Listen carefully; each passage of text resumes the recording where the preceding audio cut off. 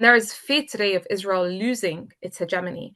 And there is a fear that the spirit of resistance from the nations that are against these pliant Western regimes will threaten the whole Western setup for the region. That explains the kind of crazy desperation that we see from the Western side. It's as though someone is losing something. Israel, we know, has been lobbying America for this war for decades. When it failed to get America to fight this war on its behalf, that is when it requested that it begins the war itself, and it sought to drag America in. But I would argue that Israel is the tool in America's hand and not America in Israel's hand. And this is important to understand. America won't be dragged to Israel's square unless it deems that dragging within its own interest.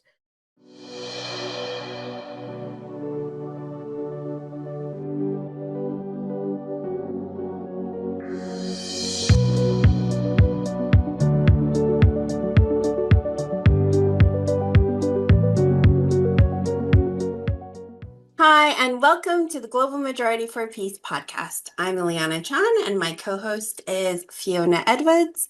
Every week on this podcast, we discuss with special guests from across the world our mission of building a global movement to promote peace and challenge the US-led war drive against China, Russia, and countries in the global south.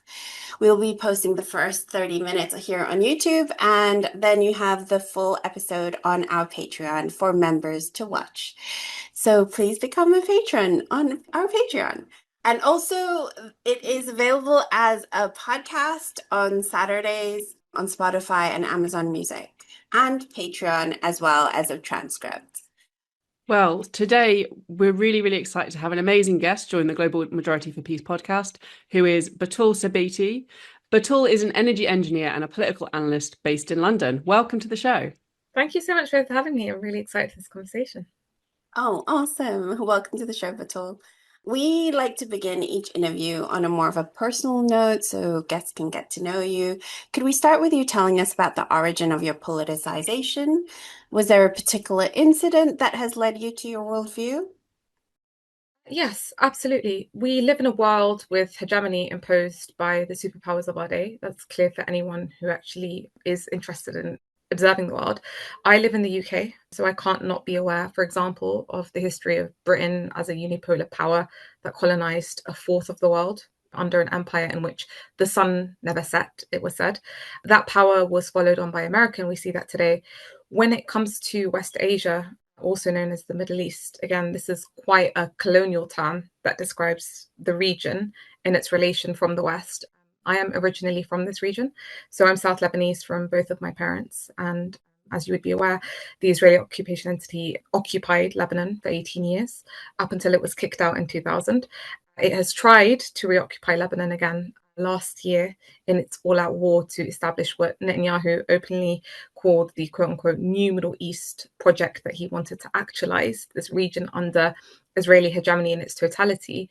And those were the same words that, again, Condoleezza Rice used in 2006, that the war in Lebanon was it giving a birth pangs for a new Middle East.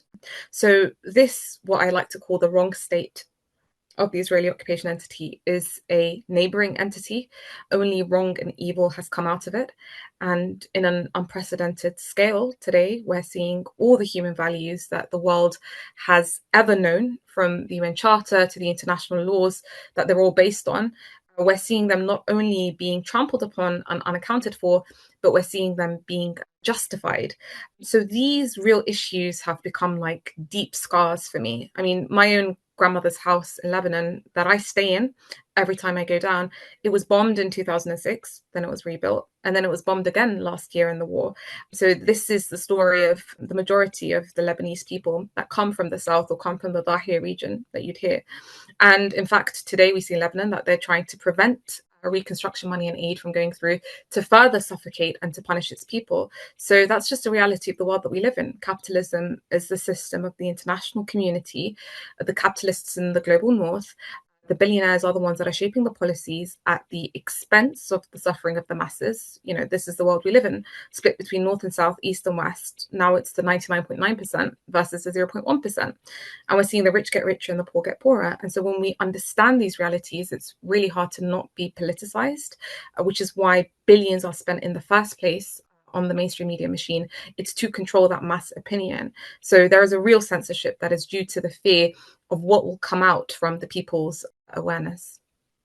Well, that's a great introduction to your politicization, but also the world that we're living in today. I mean, it's sort of like just taking on from what you said, like basically got sort of an agenda shaped by the billionaires, but there's actually billions of people that are opposed to that and want peace and justice. I thought that was a really great way of linking your own personal experience to what's really happening today in a very vivid way.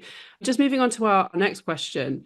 Beyond the ongoing US-Israeli genocide in Gaza, this year has seen Israel conduct hundreds of attacks on Syria, Lebanon, Yemen, and most recently on the 13th of June, Iran. The Western media has claimed it as a 12-day war in which Iran has downplayed the devastation, but the same can be said about the reporting on Iran's defensive strikes on Israel. Can you give us your assessment of the reality of the situation and where everything stands now? Yes, absolutely. Just on the first part of your question, the reality has again proved exactly what you've mentioned, that the Israeli occupation entity transgresses on all. It can only, in actual fact, survive if the surrounding region is weak.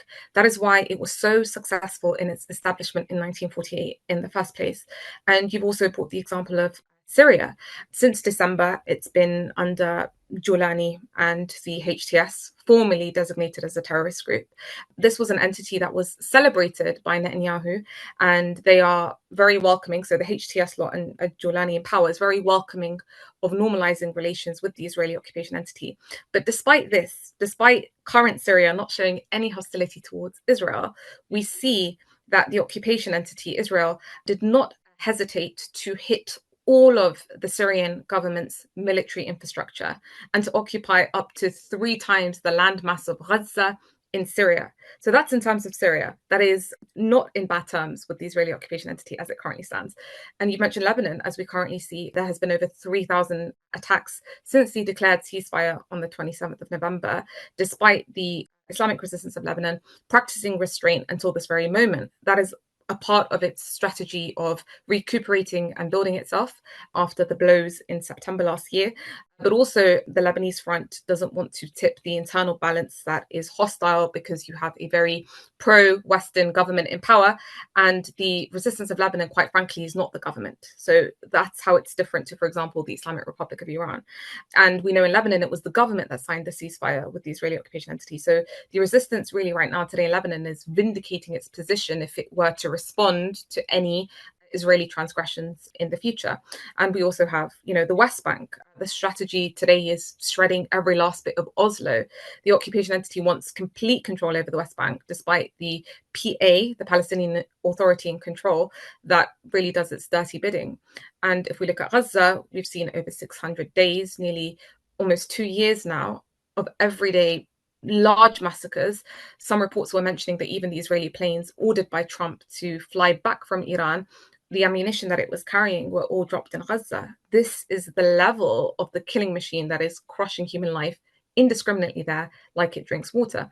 And now if we just quickly move on to Iran, it's a country that did not on any front prove that it went against the IAEA, the International Atomic Energy Agency, in producing enriched uranium for military use or for the production of nuclear weapons.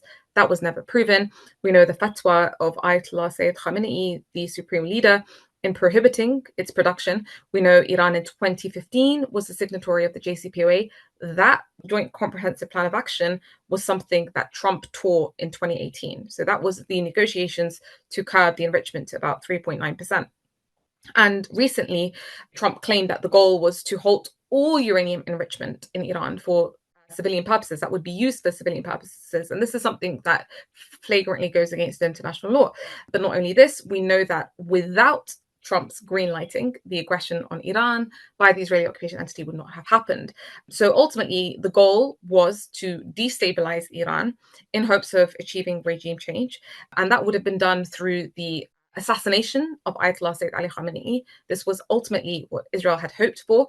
And we saw a similar method that was employed on the 13th of June on the aggression in Iran, as was employed in Lebanon in September when the Israeli occupation entity went in. So that is ultimately killing the frontline commanders in hopes of disrupting the command and control. And we saw that the Iranian response to the occupation entity's initial aggression, I would argue it was not in proportion to the fear and the magnitude of aggression.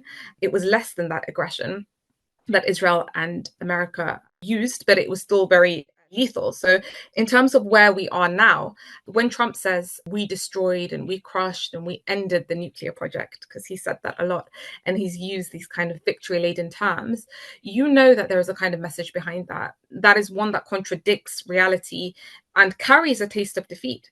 Today, Trump doesn't want to hear anything about the Iranian nuclear files anymore because Iran has proven its military might on the ground. And on the other hand, we have Iran declaring that its nuclear facilities were significantly damaged. This is something its Foreign Minister Abbas Araghchi had mentioned. And that, in my opinion, also carries a kind of contradictory message when Iran says that, or it over exaggerates in a way the damage. That is a kind of victory in the sense that now you cannot stop us moving forward. We have the pretext to do what suits our own interests, which includes completely withdrawing the IAEA intervention into the Islamic Republic.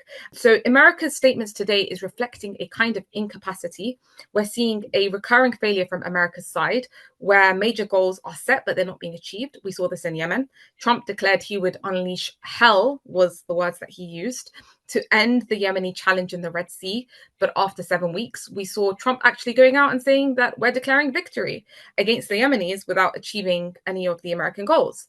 So after experiencing and discovering the true power balance on the ground with Iran, a new equation has now kind of been established, and the threshold and the momentum required to start any new war in the future has now risen, perhaps to a level where, nuclear weapons would only be used in the most extreme madness of war under absolute desperation, because conventional weapons against the Islamic Republic of Iran won't work.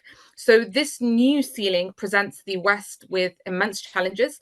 Either it has to acknowledge the new power balance on the ground, which has now been tested in a way that it never has been before, because if we remember, this is the first time in 40 years that Iran is at war. The last time was during the Iran-Iraq war from 1980 to 1988. So either that's the option, acknowledge the power balance, or America can continue this hostile approach against the Islamic Republic, which has also been proven to be a failure, because after 45 years of sanctions that have backfired and produced this kind of resilience and strength, despite the whole comprehensive embargo, we've seen that the sanctions have failed. And so what's left is recognition and letting go of the Western arrogance and superiority. So now that the regional balance of power has shifted against the Israeli occupation entity that's proven that it cannot defend and save itself against the Iranian hypersonic missiles and doesn't have enough anti-craft missiles and interceptors to help it in this regards. And after its failure to achieve the quote-unquote new Middle East project, that is establishing full domination and monopolization over decisions in the region of West Asia, so that all of its people and all the rulers would become absolute tools and servants to the Israeli policy under Western patronage, we've seen that fail. So yes, to give a balanced assessment, parts of the resistance axis have been weakened. We've seen the threats reach the heart of Iran, which Israel would have never dreamed of. And yes, the resistance axis previously had theoretical excess power, but all of that hadn't been tested up until this point. We've had nearly 2 years of the fiercest confrontations, and after the US and the Israeli occupation entity threw absolutely every single shred of what they have, they threw in all their weight militarily, destructively, and we know that it has 40 years of accumulated intelligence effort, and let's be real, it reigns supreme when it comes to intelligence. That should be enough to overthrow any fragile system. But given the huge disparity in that military strength and the weaponry between the American-Israeli side and the resistance axis, things stand very clear after the test. So I would categorize it as a very foolish, record-breaking period of warfare from the Western side. The Axis appears weaker in its image, but it's proved to be much more stable in terms of its real actual power, which had never been tested before, but now has been. It just seems like such a huge miscalculation, and especially at a time when there was sort of this really well publicized diplomatic negotiations. I mean, Israel is, I think, in the public sentiment completely has lost, I think, public sentiment. Why do it now? What is the strategy behind striking Iran now, expanding to Iran now? And then also, what is the strategy behind the US directly striking the three nuclear facilities when they had the diplomatic cover of, oh, it's Israel going rogue? Yes, it's good questions. Here we need to differentiate slightly between the Israeli and the US position. Israel feels existentially threatened by Iran. And this dates back to 1979 when the Islamic Revolution occurred. This revolution was built on the basis that regional Western hegemony needs to be uprooted. And the crux of that is the Israeli occupation entity. Ayatollah Khomeini, Imam Khomeini, went out and famously said that Israel is a cancer that needs to be uprooted. So we also know that Iran materially provided and was the backbone support for the Palestinian resistance on the ground and all the resistances in the region, not just the Islamic resistances, but also the Popular Front for the Liberation of Palestine prior to that, which is a Marxist group. This explains why Netanyahu comes out and says that the biggest threat to Israel is, this was on a CNN interview, he said it's number one Iran, number two Iran, and number three Iran. So had Iran retreated within its borders and ceased to influence the region's peoples and its active forces, then the issue would have been settled a long time ago, and we wouldn't be in this confrontation in the first place. Israel is trying right now, in every way and shape and form, to shape the region of West Asia the way that it wants, because ultimately this is a reflection of an existential crisis that it is going through. Today, there is, you could say, a big question mark surrounding the very fate of Israel. The security apparatus that all the countries of the region are built on, the Sykes-Picot divides of the last century, those are all threatened with collapse. And there is fear today of Israel losing its hegemony. And there is a fear that the spirit of resistance from the nations that are against these pliant Western regimes will threaten the whole Western setup for the region. That explains the kind of crazy desperation that we see from the Western side. It's as though someone is losing something. Israel, we know, has been lobbying America for this war for decades.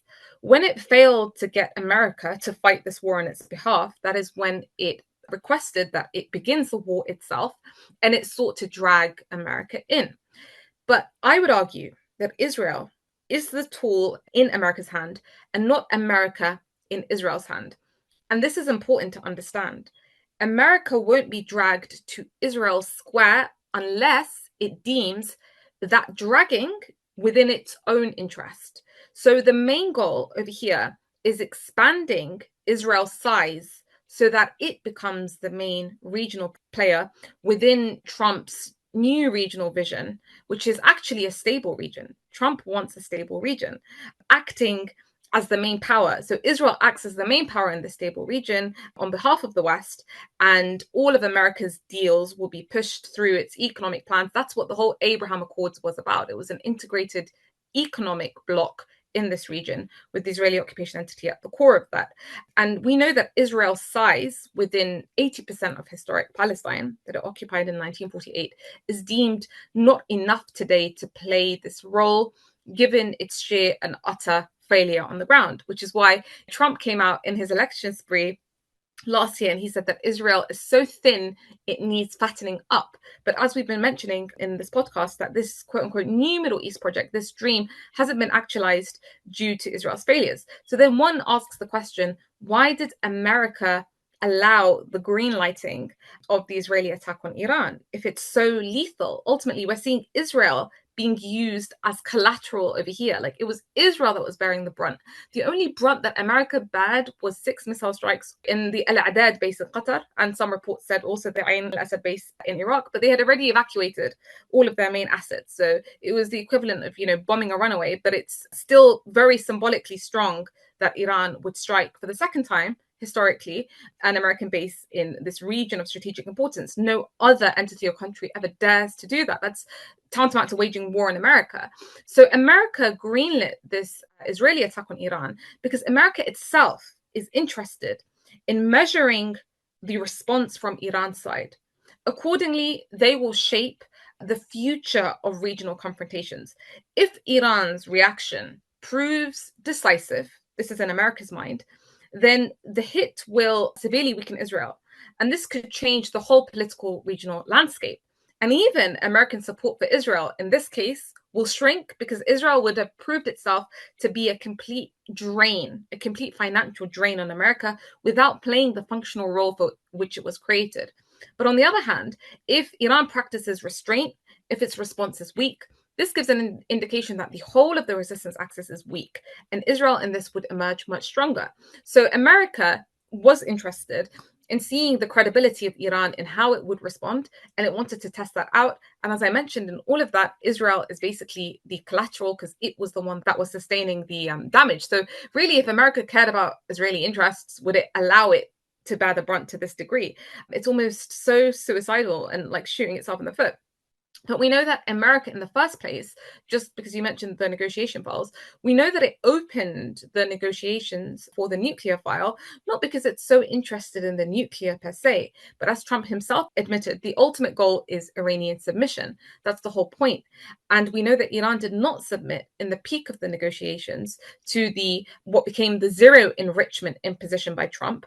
And we know that Iran was struck in the back. In the middle of these negotiations, that's when the Israeli confrontation occurred under direct American support.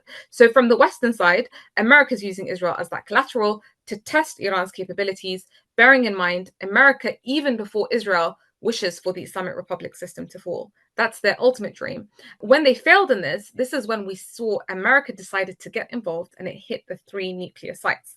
This was also a testing waters to see how effective the American dose really is in capitulating Iran. It was almost like raising the dose a little bit more, seeing if the American side directly intervenes, would Iran capitulate and surrender? But in reality, they're not measuring the real harm because no one can really estimate or measure the real harm that was incurred on these strikes on Iran.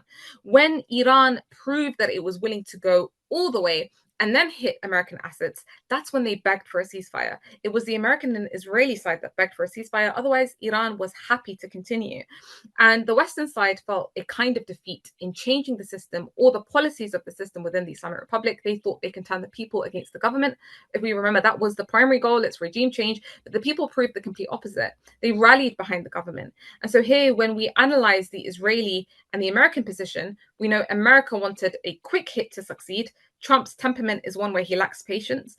He doesn't want a bleeding war, especially after it was shown what Iran's strength was that can harm America and lead to big harm within the Israeli occupation entity that was running out of interceptors that were also extremely costly. So to contextualize it, the request to end the war was critical for Israel and America, despite Israel insisting that Iran remains an existential threat to it, and even more so if it turns into a nuclear power. And today we see, even with Netanyahu's visit to America, it's still lobbying America to inflict a greater harm on Iran and to take Iran outside the realm of influence. So it's still betting on dragging America into a war.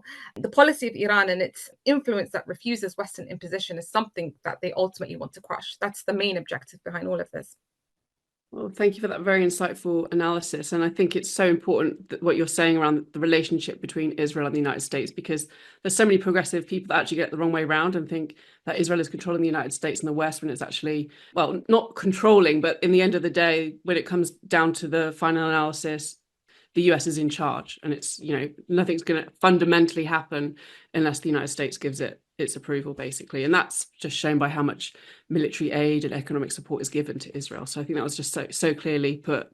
So thank you very much for that. And just on to our next question. A lot has been made recently of Trump famously dropping the F-bomb when Israel broke the ceasefire on the 24th of June. How significant do you think his attitude towards Israel is in terms of sustaining its position? And how much will Trump's own financial interests in the region come into play? Just for context, you wrote in May that his trip to the Middle East concluded in an estimated $3 to $4 trillion worth of investments, primarily pledged from Saudi Arabia, Qatar, and the UAE.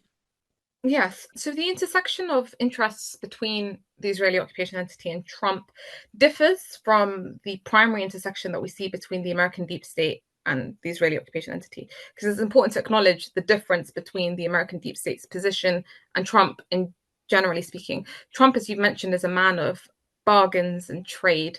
Here, financial interests really come into play and are important to him. So from his perspective, Israel is just like this military base that was turned into a country that's supposed to be serving our interests on the ground. But what happens when it turns from this asset that's a striking, effective force on the ground into a liability? Trump plays that kind of financial game where he weighs the wins and the losses. Trump is a man who would be unconditional towards the Israeli occupation entity and absolutely give it the free hand. I mean, he doesn't even believe in this concept of the two-state solution that the deep state has been championing. But all of this really depends on Israel proving itself capable. It's like if you want to annex the West Bank, if you want to completely annex and occupy Gaza, fine. Like, I'll allow you to reoccupy Gaza. You know, those 5 no's that I remember Blinken came out in 2023 and was stating, you know, no reoccupation of Gaza, no resettlement of Gaza. The 5 no's, Trump wouldn't agree with that. Trump would give Israel the free hand. But there's a caveat. Israel has to be capable and able on the ground. But we've seen at 21 months on, 350 square kilometers of Gaza, and they still haven't, you know, as Netanyahu has mentioned, finished the job. You know, this was something that he said today. We still need to finish the job, i.e. not only massacre the hell out of the Palestinians and maximize the genocide, but also defeat the Gazan resistance. On the level of the competing interests and influence of Israel, you know, this all depends on ability. If we consider its creation in 1948, where it captured 80% of historic Palestine, in those boundaries, today, Israel is unable to carry out the functional role with which it was created.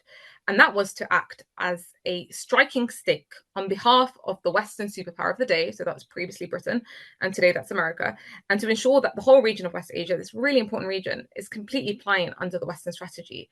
And so Israel, as a small entity in a hostile region that is not welcoming of it, that rejects normalization, that's in terms of the people of the region, this entity took advantage of October the 7th to expand the quote-unquote new Middle East plan. This was something that Netanyahu spoke before literally a month in September 2023 at the UN. And that is to basically strike the resistance fronts and to defeat them in all those countries. But what happens when it fails in undoing all of these resistance parties? And as you've exactly rightly mentioned before, Israel cannot breathe without the American oxygen. All its weaponry comes from America.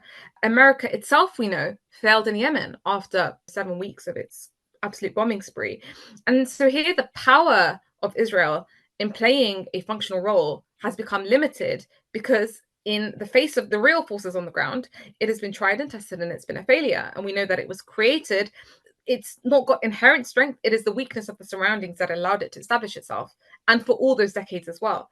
And we know also that Iran has been tested, and it's become very clear that it is impossible to eliminate in its current form, in its current structure and direction. And with the inherent power that it possesses, at the regional level, we know Iran's influence and its relations with the resistance forces that share the same orientation and goals for regional security, rejecting foreign interventions. That still remains very strong, whether it's with Lebanon, whether it's with Yemen, of course, the resistance factions in Palestine, also Iraq. So Iran did not break on any front. And now it is feared more than before and respected also more than before because it's proved its strength and because of its proven resilience as well.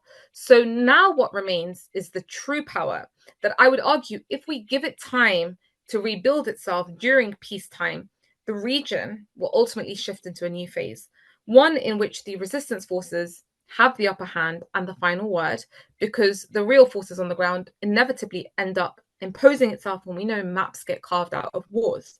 And so the Israeli occupation entity today is existentially threatened. It is no longer a safe haven for its settlers. It carries too many contradictions. It's been proven unable. And this will lead the superpowers inevitably, if they care about their interests really, to find substitutes for this functional role. But that's, of course, not easy because you've got a very complicated region. You've got these Persian Gulf countries that you've mentioned that are not harmonious per se with the Western strategy. They're pliant and they're compliant, but not very harmonious. So Israel is active, but the problem the West has with Israel is that it's failing.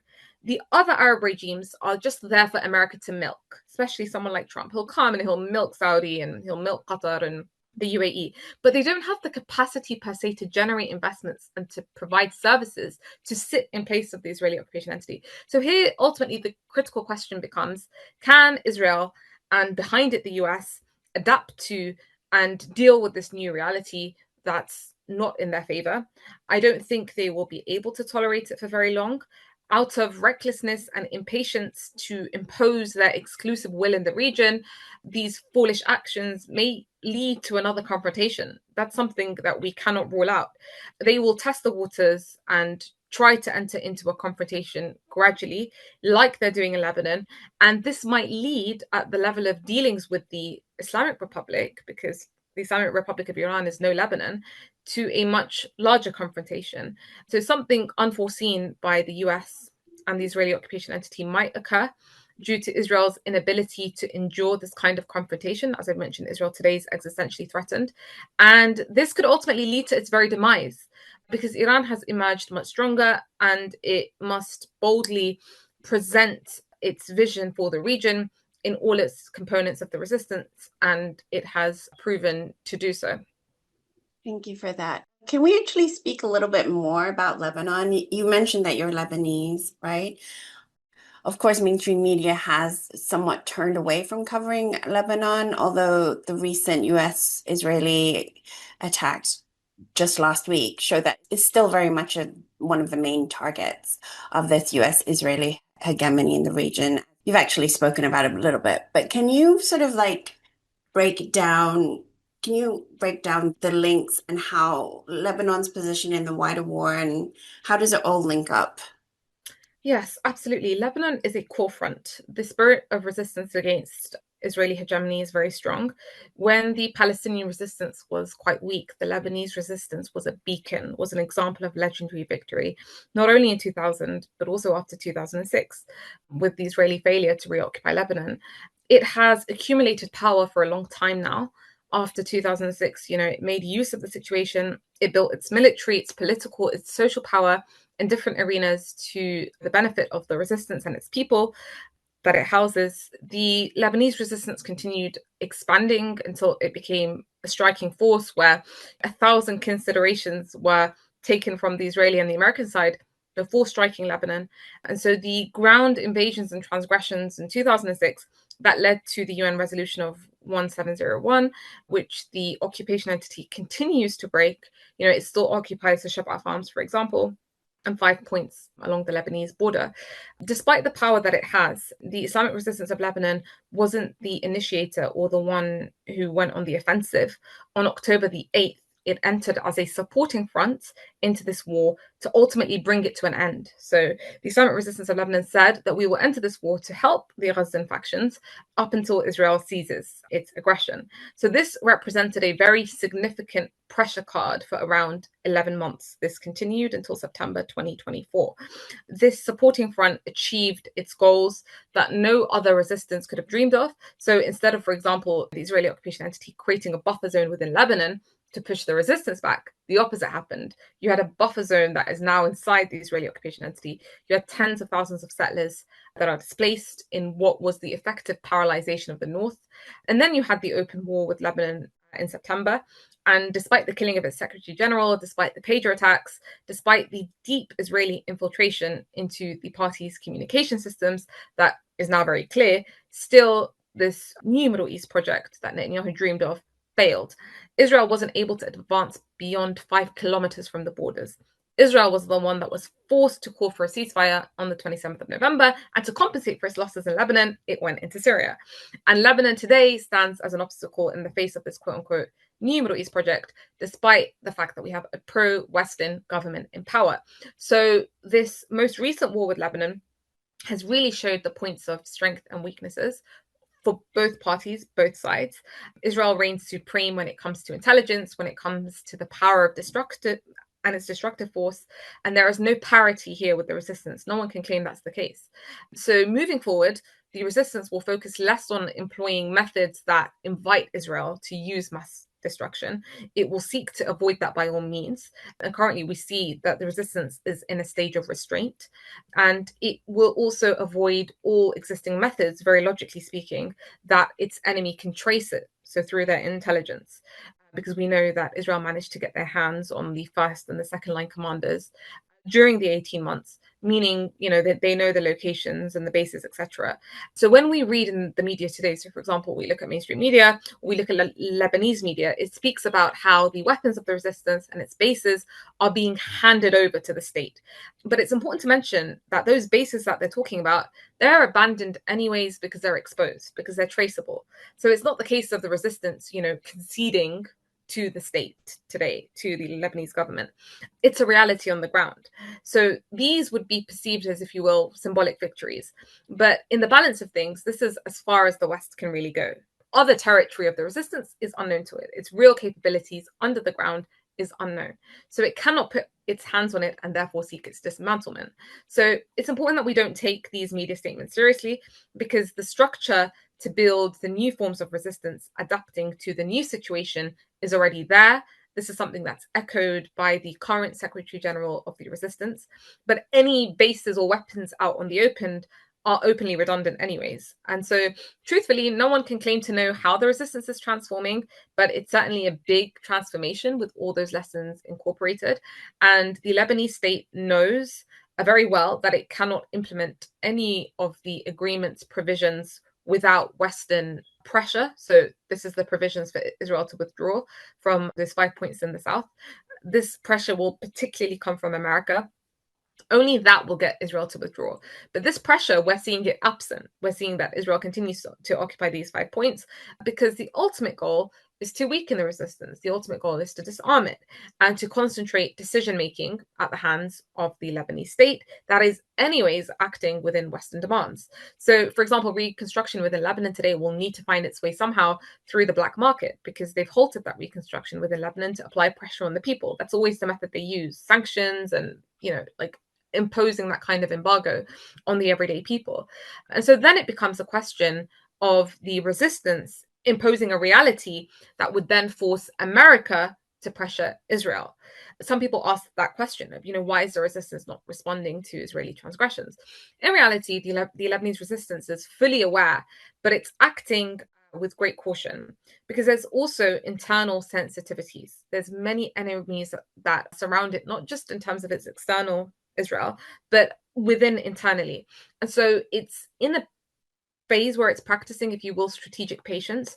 It's not seeking confrontation unless it's forced upon it, but it is reorganizing and restoring that balance of deterrence. And in terms of substitutes, today we see that banner of resistance for the supporting front has been effectively handed over to Yemen. Yemen is deemed the most effective party to lead military operations, which is also supported by the fact that Yemen is quite distant, 2,000 kilometers away from the Israeli occupation entity, which means that Israel cannot employ the same level of mass destruction that it could with Lebanon that neighbors it. In addition to the lack of traceable intelligence within Yemen, bunkers underground that the US and Israel cannot access. The spy networks are not developed there in unprecedented ways that they are within Lebanon. And so all of that contributes to the fact that today the Islamic resistance of Lebanon is in a state of not surrender, but practicing restraint whilst building its real capabilities for the future. Great. Well, thanks for that overview of the state of play. And just moving to a different angle. So in terms of the West's soft power, we've seen a slew of very extreme overreaches in the past few weeks within the global north. So in Britain, we saw Palestine Action prescribed as a terrorist organisation. At the same time, the Trump administration has called for the UN Special Rapporteur, Francesca Albanese, to be removed. And Netanyahu has nominated Trump for the Nobel Peace Prize. So this really comes as a huge contrast to what's going on in the global south in terms of the BRICS, which has strongly condemned the military strikes against Iran. And regional actors in the Persian Gulf also seem to be reorientating away from the US, more into an orientation towards a multipolar world. So I was wondering if you could share your thoughts on the significance of all of this. Absolutely, yes. Very good points being raised. The extent of the savagery of Israel and the world coming to know it, the extent of the transgressions on human values has left the West in a very embarrassing position in front of the values that it puts forward and it claims to represent. So every time we see support for Israel at this current time from the West, whether it's unconditionally from America or from European countries, it is really due to the continuity and the lack of substitution for the Israeli occupation entity. It's this colonial project that they founded a century ago. And by practice of continuity, that support exists today. But we're seeing that the people of the nations today are seeing Israel for the illegitimate entity that it is. And that's perhaps the most significant outcome of this whole war, is how the hearts and minds have really changed. The lies, for example, of a land without people for a people without land have all been proven to be complete propaganda and lies. The people know today, the mass people in the West know that the Palestinians were always there and were forced out. And so it's expected, one can expect Western policies to change shape in the future. We're already seeing a dent within the elections, for example, and that is quite influential, its positions from the Israeli occupation entity. BRICS, for example, from the start has not been in support of this kind of flagrant disrespect for the international global rules as far as they are purported in terms of international resolutions protecting the laws, the UN, and considers Israel to be an extension of Western power, despite some of the countries within BRICS having good relations with the Israeli occupation entity. There is a kind of good understanding that exists within some countries like Russia, for example, that still maintains its bases on the Syrian coast, with an understanding with Israel that's currently occupying Syria as well. Arab states feel they need the American support for their own stability. When I say the Arab states, I mean the regimes and the rulers. We know that these regimes could have played a big role, for example, if they boycotted or if they besieged the Israeli occupation entity, but they've done the opposite. So, for example, if you look at even the ports in Egypt have been used by the Israeli occupation entity as substitutions. We've seen, a lot of these countries, especially in the Persian Gulf, intercept the Iranian missiles. And so these Arab regimes chose not to support the Palestinian cause because they don't want to compromise their positions of power, despite pressure from their people, because those positions are reliant on Western security and support.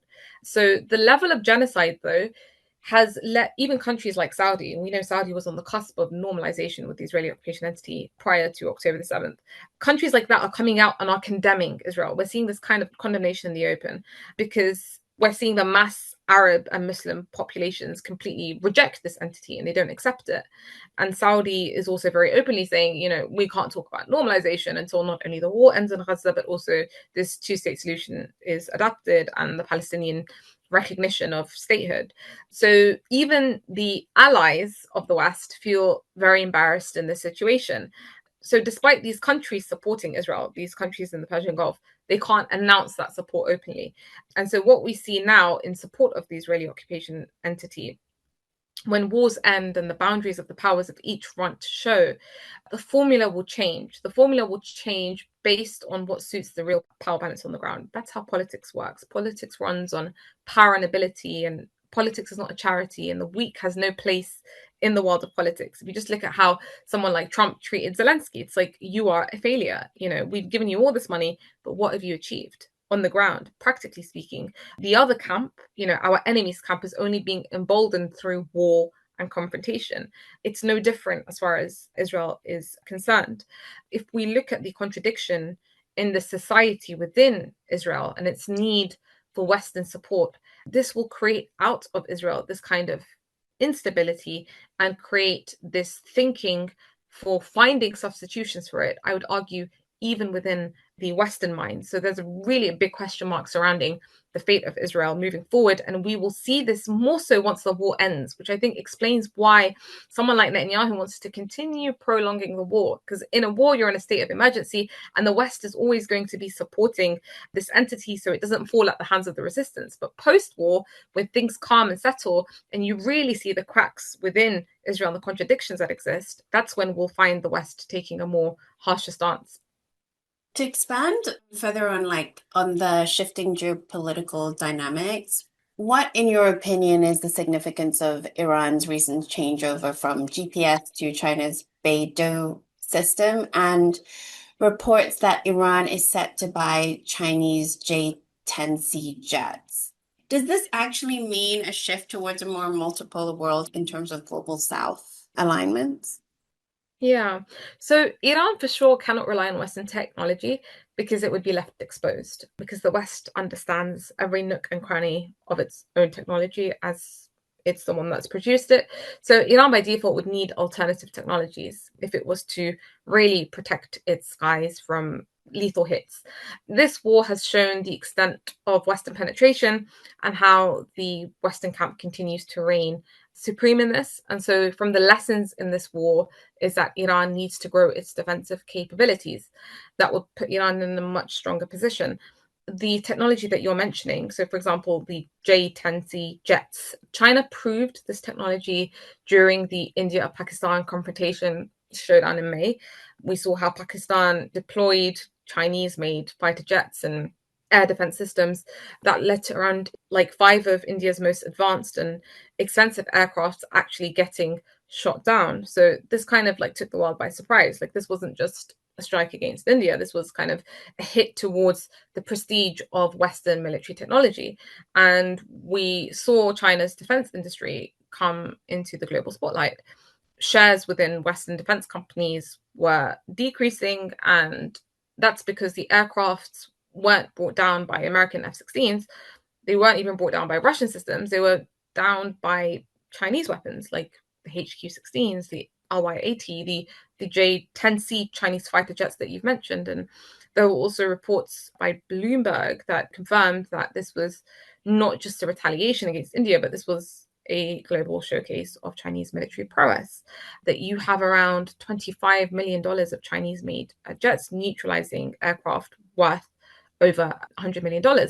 So really, America has shown that the more it cracks down on the global south and creates enemies out of them, as we've seen in the case with China in terms of imposing those immense astronomical tariffs that completely shot it back in the foot, and Trump has had to backpedal, that really what it's doing is it's strengthening institutions like BRICS. It's forcing the global south countries to come together and to say that our fate depends on not allowing the hegemony of the dollar to continue reigning, and we cannot be made hostage to it. And so we have to think of alternative routes and means and methods to empower ourselves that are independent of the West. Of course, this is something that cannot ever happen overnight, but the thinking is in that direction, and there is less fear over what secondary sanctions mean in the face of all of this, because the main apprehension of dealing with Iran is that, you know, America not only imposes primary sanctions as far as American companies are concerned, but also secondary sanctions, which means other countries cannot deal with Iran or they will be sanctioned.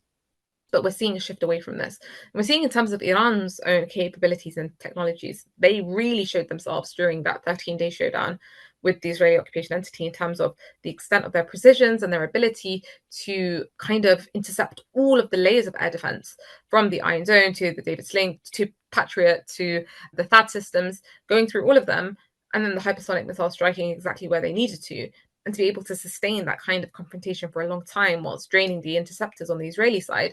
And then also knowing the power and the ability of the Iranian drones also to confuse the radar systems. And these were heavily employed by Russia during its war in Ukraine. So from the Iranian side, they have a lot of efficiency in terms of the manufacturing of their own weapons and systems that superpowers like Russia have had to rely on, as opposed to more heavy conventional weapons. So each side is really kind of closing the gap of the other and is empowering each other. And each side sees this as important for its own strengthening and its own survival. So it matters to China that Iran is not defeated in this war, because losing Iran, regionally speaking, would be a huge blow to China, because that would be a huge strength for the American side. So this is being cemented more and more, I think, with time, as far as the alliances are concerned. Well, you've spoken very eloquently about, the motivations behind the Western aggression against Iran being basically about having US hegemony in the region. But of course, that isn't what is told by us in the Western media. A very different narrative is produced, of course, to try and justify US interventions. There is, the whole image that's created over decades now, actually, of the Iranian government being oppressive, totalitarian. So first of all, the key issue, obviously, as you've mentioned, is the fact that this is actually about US interests, and this is why you have this demonization of Iran. But could you talk about, what is the most effective way to counter this whole Western media narrative, which is designed to manufacture consent for war? And in your opinion, what should we be doing as an anti-imperialist, anti-war movements across the world to counter this narrative? Yeah, it's a really good question. Social media has really helped in exposing the truth on the ground. And I would say the truth on the ground is what we need to amplify. We need to amplify the actual Iranian voices on the ground, and not necessarily the Iranian voices that you'll find in the diaspora, a lot of them that are pro-Zionist. But you have a 90 million population strong on the ground in Iran. If one was, even observing some of the footage that went viral, you had lots of women who were not even wearing the headscarf on. And that's common, by the way, in Iran. The West likes you to believe that, the women can't move out and about and are forced and are shrouded. And I mean, that goes against the reality that exists today. You had women who weren't wearing the headscarf who on camera came out and said, we want this government to develop nuclear bombs to counter Israel. So they're supporting the hardline government. And they are actually saying that we want more, we expect more from our government as far as confronting this aggression. Actually, the aggression on Iran united its people and united its ranks. So it was a very stupid and silly move and foolish, reckless move from the side of the West as far as its interests are concerned, because on the same day that the aggression happened on Iran from Israel's side, you had mass protests that broke out across Iran demanding a strong Iranian response, as opposed to going against the government. And what I would say to answer the question of are the Iranian people really wanting regime change? It's an important question because we're told that the Iranian people are so oppressed by their government and they hate their government so much. If one just logically questions the fact that you have a nation like Iran who in 1953, the West succeeded in toppling the democratically elected Mohammad Mossadegh. This was a CIA, MI6, and Mossad-led tripartite coup that occurred in 1953. So Iran is a very active and energetic nation because that happened in 1953. And in 1979, the people rose up and the people said, no East, no West, Islamic Republic. That was the slogan in which you had 99.9% of the population saying this is the model and this is the system of governance that we want to be ruled under. So it wasn't like the West was supportive of a socialist government and it wasn't supportive of an Islamic government. Why? Because there was a common denominator here. And the common denomination was freedom from Western hegemony, because they imposed the dictator Shah in power, Mohammad Reza Pahlavi, who ruled in Iran from 1953 with an iron fist until 1979. That was the West's imposition. So today, when we hear that the West talks about wanting democracy in Iran, so you're going against the will of the people that voted for an Islamic Republic. That makes a lot of sense, right? You yourself deposed who was democratically elected in 1953 and put a dictator in power. It was the West that actually encouraged uranium enrichment under the Shah, who was, of course, just a complete stooge and puppet of the West during the 60s. So I would say that in all of this, to really understand the truth, we need to listen to what those on the ground are saying. Actually, just, listen to what the supreme leader, Sayyid Ali Khamenei, has to say. We ask those on the ground, we listen to his speeches, understand why Israel really wanted to assassinate him. What is it about this man and the country that he's leading that makes Israel come out and say that Iran is an existential threat 3 times? So social media is very important in all of this, in really opening the eyes and ears of the people, despite, I would say, the very hefty censorship attempts. People know now that the mainstream narrative is antithetical to the truth. When the West calls itself democratic, it is a cover for its hegemony. Mainstream media is no longer that engine that is shaping people's minds. People now know the truth and are pressuring in this direction because the disposition of most people is honest and good. People are just being fed garbage. That is the reality. So mainstream media is forced to follow this trend to a minimum degree. And we see Western governments even taking certain moves, particularly Spain, that's against the Israeli occupation entity, like imposing sanctions or cutting trade, because you cannot hide the truths forever. And in terms of what we can do, I will shout out this podcast as an example that is really exposing the truth. And we need more of it. That kind of awareness and the change of the hearts and minds is so critical and crucial, because every single individual needs to be empowered to believe that in their own spaces, they are able to make change, and it becomes like a ripple effects within the society. And inevitably, those at the top will be forced to listen to what those on the ground are saying when they agitate. But that agitation cannot happen without that education. So that's why they spend trillions of dollars on the mainstream media and basically manufacturing consent for the war machine. And once we recognize the importance of knowing the truth, then we would be empowered to spread it and reap its benefits as a society as a whole. So thank you for all the great work that you do.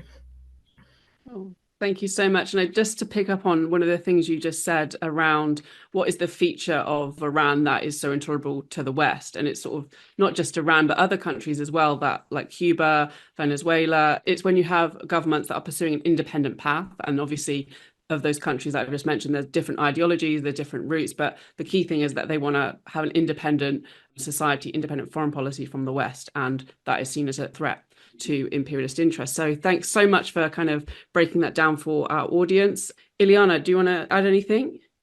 Just thank you so much, Batool, for coming on to Global Majority for Peace. And everyone, please help us by sharing the episode, commenting, liking, subscribing, etc., and become a patron on Patreon. And also see you next week. So thank you. Thank you, Batool. Thank Thank you you so for much having for me. joining. Absolute pleasure. Thanks.